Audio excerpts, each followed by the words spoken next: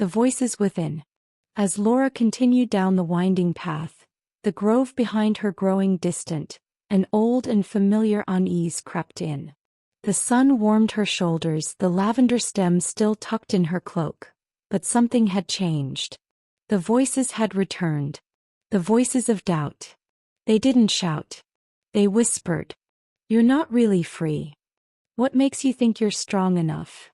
That watcher. You imagined it. People like you don't get to heal." Their words felt like stones kicked into her path, each one small but enough to trip her. She slowed, questioning herself, her steps less certain. It wasn't the road that had changed. It was her mind pulling shadows into the light. These voices weren't strangers.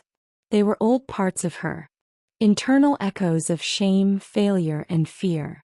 She had carried them unknowingly longer than the stones she had surrendered. The voice of inheritance.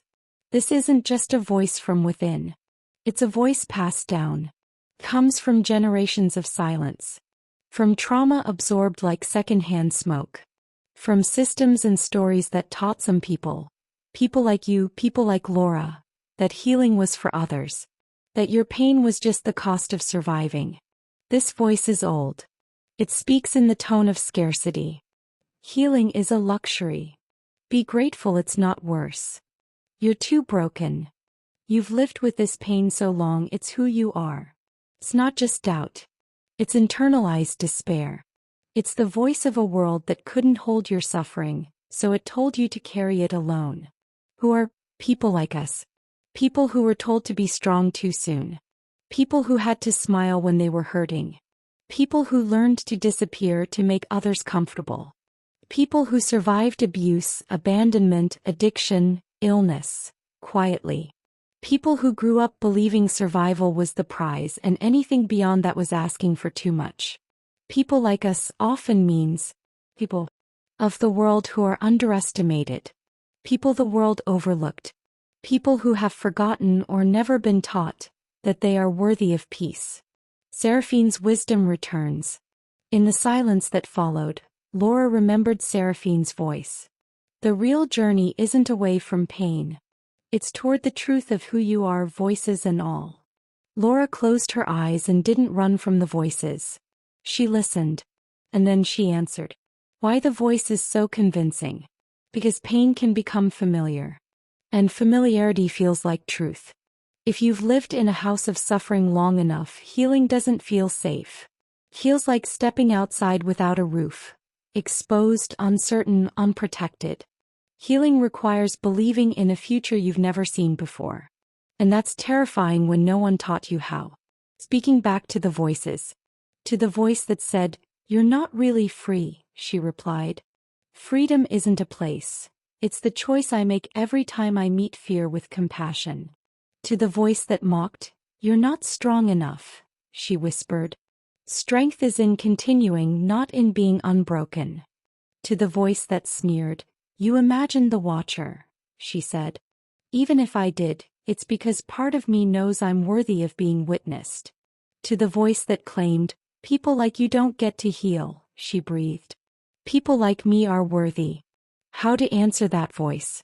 Laura, like so many of us, has heard that lie. And now she chooses to speak back. No. People like us especially get to heal. Because we've earned rest. Because we've carried enough. Because survival is not the whole story. Because we are not just what was done to us. We are also what we choose to become. The voice won't disappear overnight.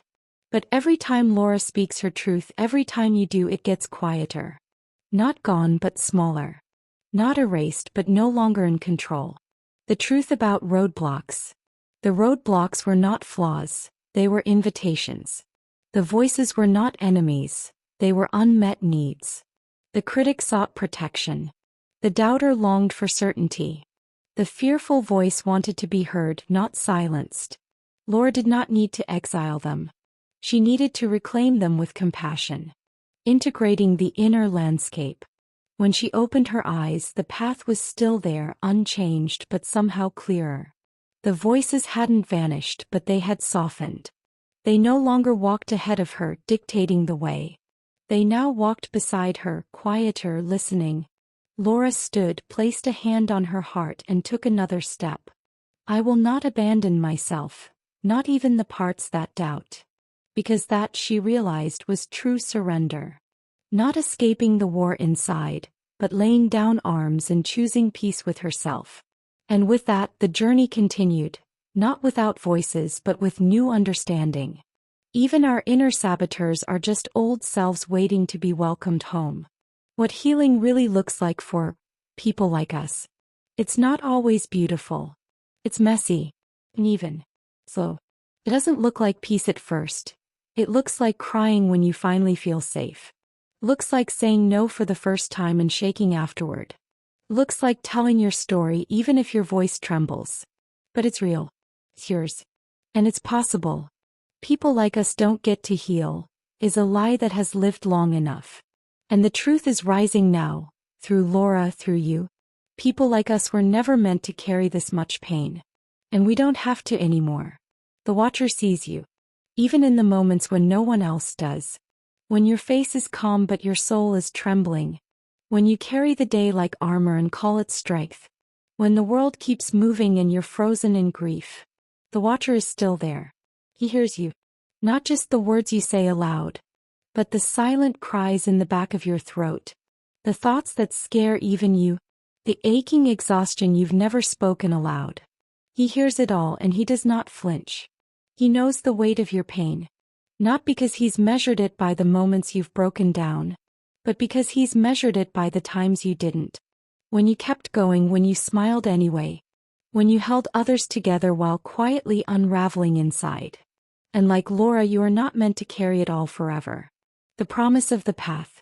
If you continue the journey, step by trembling step, stone by stone, truth by truth, the weight will be lifted. Not all at once. Not with fireworks or finality. But gently, gradually, like mist rising from morning fields. The Watcher does not intervene. He witnesses. Because this journey is yours. The courage must be your own.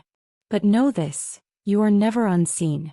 Just as Laura moves forward, scared, scarred but not stopping, so too can you.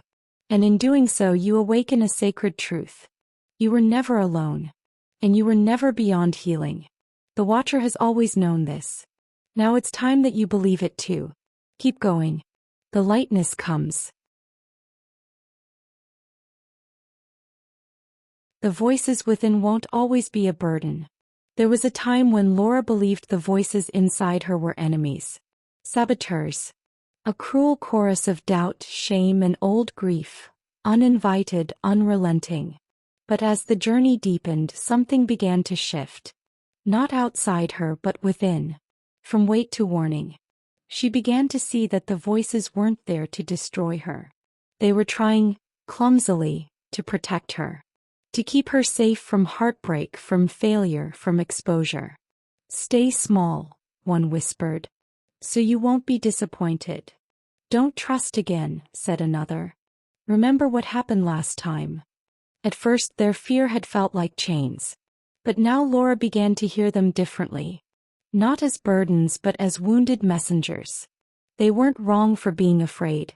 They just didn't know the path had changed. He had changed. Becoming the guardian of your mind. Laura stopped running from the voices. She sat with them, breathed with them. She became the guardian they had always needed. A one who listened without collapsing. A one who could hold fear without obeying it. Or one who could say, I hear you but I choose differently now. Over time the voices softened. They no longer shouted. They began to ask instead of accuse. Are we safe now? Can we let this go? Is it okay to rest? Transformation through compassion. The burden wasn't the voices themselves. It was the belief that she had to silence them or be ruled by them. But Laura had learned a deeper truth. Healing isn't making the voices disappear. It's learning to live with them kindly. It's learning that they don't get to drive the journey, but they can ride along, soothed by the growing peace in her steps. You too are not broken. If you carry voices within, voices that doubt, criticize, fear, know this. They won't always be a burden. Not when you meet them with love. Not when you lead yourself forward even as they tremble. Not when you remember, they are just parts of you, still learning that you are safe. Still learning that you are free. Still learning that you are allowed to heal. Like Laura, you are becoming someone strong enough to carry them. And gentle enough to release what no longer belongs. And in time, the voices that once held you back may just become the voices that remind you how far you've come.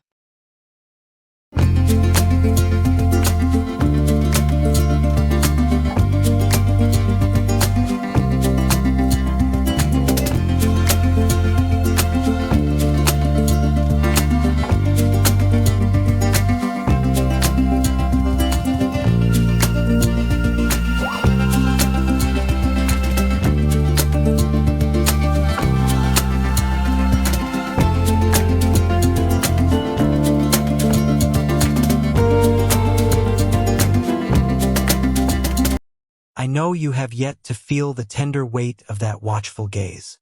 But when it finds you, do not fear. It is not a force of judgment, but a gentle call to awaken your inner light. Let its presence remind you that every truth, once shared, becomes a guide, lifting the shadows and connecting us all in a journey of hope. Embrace it, and you will discover that even the most minor witness can reveal the vast beauty of our shared destiny.